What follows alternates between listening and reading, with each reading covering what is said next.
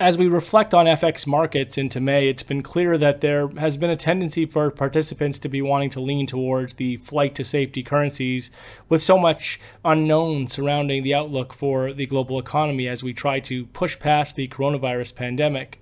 Since the start of the second quarter, only the yen has managed to outpace the US dollar, while the Swiss franc and euro are moderately weaker. Commodity currencies and emerging market FX have taken much bigger hits, while even the pound has suffered given the still many unknowns around the future of an already fragile UK economy trying to figure out Brexit. The month of April was a brutal one for the global economy, with the fallout from the coronavirus showing the crippling effect on economic activity. Over 20 million private sector jobs were lost in the US, while the unemployment rate ballooned back towards 15%. And yet, through all of this, the equity market took disaster in stride once again, rebounding sharply out from the March low as the whatever it takes mantra ramped up from central banks and governments. The Fed committed to unlimited QE, and the US government continued to pump stimulus into the economy. This was the pattern at major central banks and governments around the globe, and with these efforts came another wave of demand for risk assets despite the intense risk-off backdrop. The S&P 500 has recovered over 30% of the fallout from March. Other notable developments over the past month have been the startling collapse in the price of oil, though things have since stabilized after the May contract dipped deep into negative territory. We also saw the German court ruling against the ECB, saying some of its QE measures were unconstitutional. However, we don't believe this issue will present any major risk going forward, with plenty of opportunity for the ECB to work around this setback, which has been met with severe opposition outside of Germany. As we take it all in and look ahead, we believe the path forward will continue to translate to outperformance in the major currencies relative to commodity block and emerging market FX. The prospect of a V-shaped recovery post-coronavirus has been increasingly unlikely, and with monetary policy and government stimulus efforts that much more exhausted, we're hard-pressed to see how the market will be able to hold on to the type of optimism that's been seen since stocks bottomed out in March.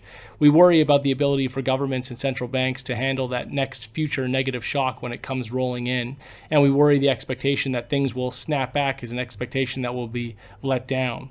With that said, we believe risk-correlated FX will be exposed to deeper setbacks as stocks come back under pressure. At the same time, we are not as convinced the US dollar will outperform as much as we've seen when it comes to the other major currencies. The political pressure from the US administration to push its soft dollar policy agenda is very much alive and well, and we suspect the administration will look to tighten that grip on China and other trading partners, which will make the US dollar less attractive.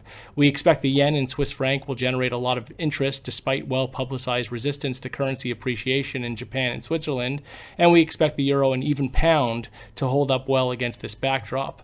The strain on emerging markets throughout the pandemic has also been quite severe, and it's important to highlight the systemic risk associated with further weakness in emerging market FX against the US dollar.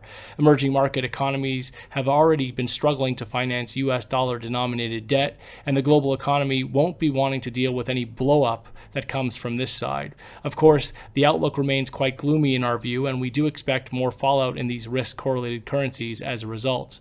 Finally, we expect the conversation around negative interest rate policy will gain more traction, and it will be interesting to see if the Fed can hold out against the will of the market to move in this direction. Jerome Powell has pushed back against negative rate policy to this point, but bending to the will of the market has been a consistent pattern in the Fed's history over the past decade plus, and if it's in fact pressured to move in this direction, it will likely open the door to more moves in this direction at other central banks and push the global economy further into severe debt, carrying dangerous consequences looking out that could start to weigh more heavily on investor sentiment. Overall, we look for safe haven currencies to perform well, with risk for the US dollar to share more of the load as the US administration flexes its soft dollar policy muscles. We look for risk-correlated FX to underperform, and we expect another big downturn in global equities. That's all for now.